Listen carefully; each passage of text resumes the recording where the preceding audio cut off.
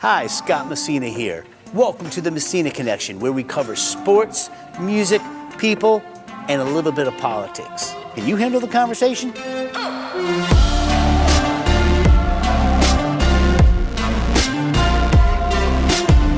All right, ladies and gentlemen, welcome to the Messina Connection with Scott Messina. I'm here with my good friend Dave Chioli. We got a lot to talk about, and you know what I want to start off with. Go ahead and say it.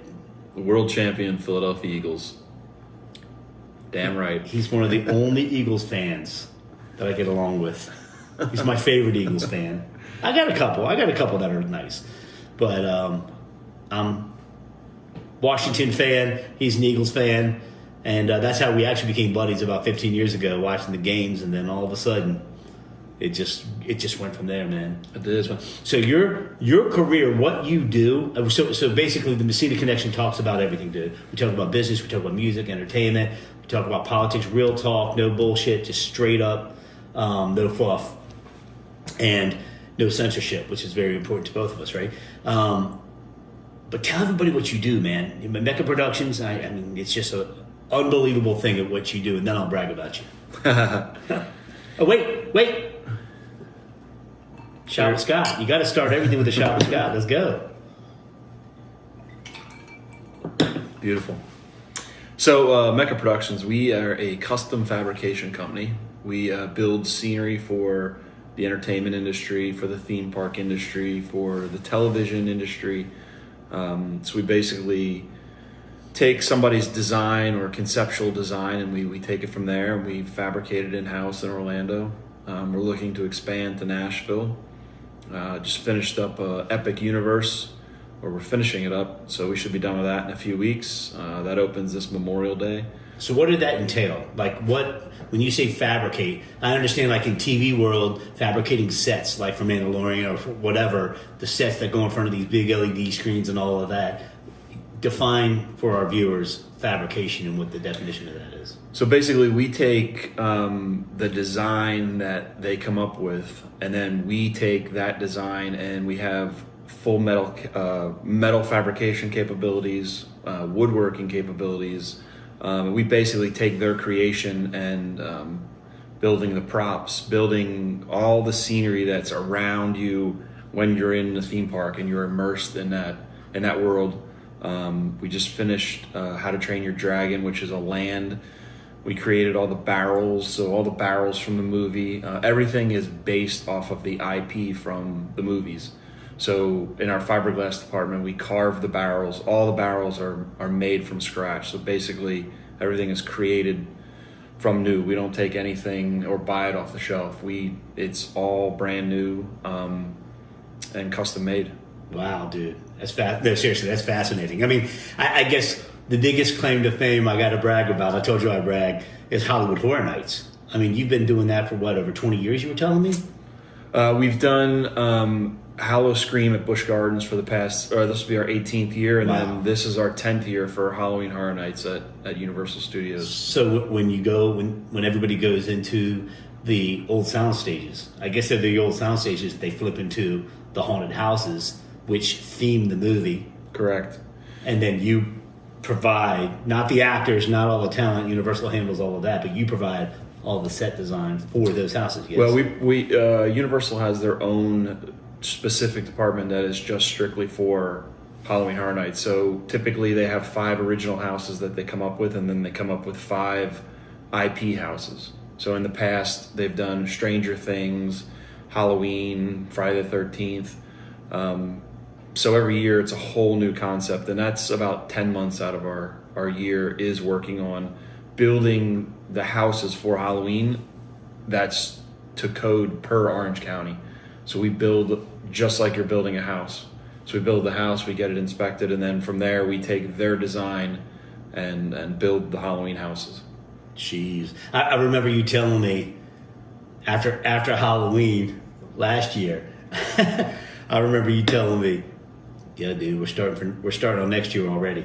I was like, good night. And I guess, the equivalent to that would be the Super Bowl halftime shows. I know they start immediately, and I know some of the other, it's it takes a whole year to put something together. I mean, all Christmas stuff is taking place in April because by the time it's edited or put together or whatever, it's 7 months. You're singing, so Christmas in April and May is real, right? Yeah, we usually finish the Halloween houses usually the end of July.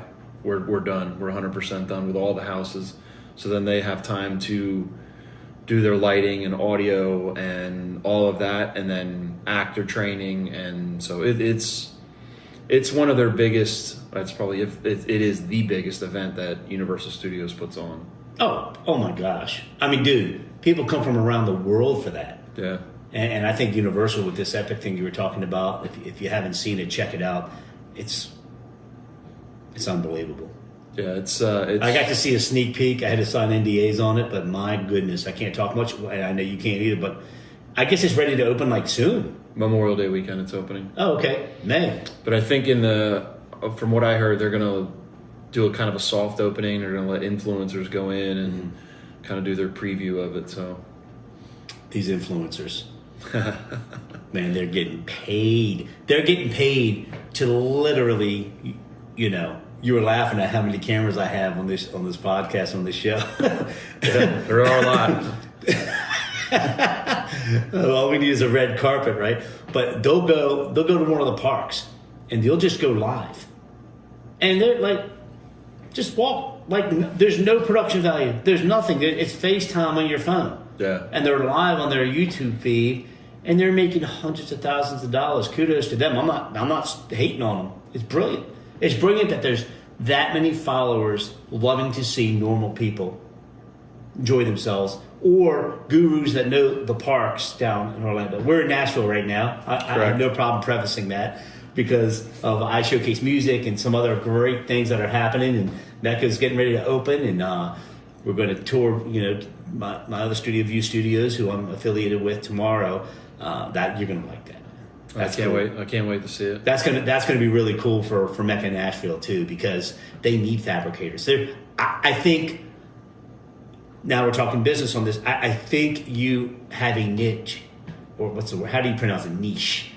I think you have a niche market. Not many people do what you do. Now, when it comes to music and Music City, I've been blown away, man.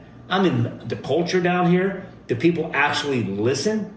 They actually pay attention. They actually love it. They support it. But I think you have an issue on what you're doing, because I don't think that there's a lot of you down here. No, I don't think there's many down here. So, but I don't know how much. I mean, do they still make music videos? I think they do. I don't think they're as high budget. I don't think you're doing $1 million Thriller, Michael Jackson Thriller videos anymore. And that's a whole nother ball game, man. I mean, what they do. They'll go crazy on the video, but then the artist doesn't realize that, dude, you're paying that back. Right. Oh, yeah. You're paying that back. And you're paying that back pennies on the dollar, because every record company will recoup their money. So they had no problem spending it. But, Jelly Roll had a documentary. There was a something recently. He explained it so well. He was like, and all he's trying to do is just like what I'm trying to do with I Showcase Music and I Showcase TV. I want to help people. I want to educate people. I want to, dude, they just don't know. There was, in the NFL, there was actually a group of veterans that started classes trying to teach the players how to responsibly use their money. Sure. So, I mean, you play for 5 years, you get hurt, you're done. Some people play for 10, not everybody's Tom Brady, right? They need that in the music industry. I think it needs to be completely upfront and completely, hey, okay. Oh, yeah. If you want that $500,000 video, or you want that $250,000 video, you're going to pay this back, and you're not going to pay it back. Nobody's buying records, dude. Yeah. Well, Snoop even came on. He got 1 billion streams and only made like $42,000 on 1 billion streams, and he was like, "What the heck? What the hell is this about?" Yeah.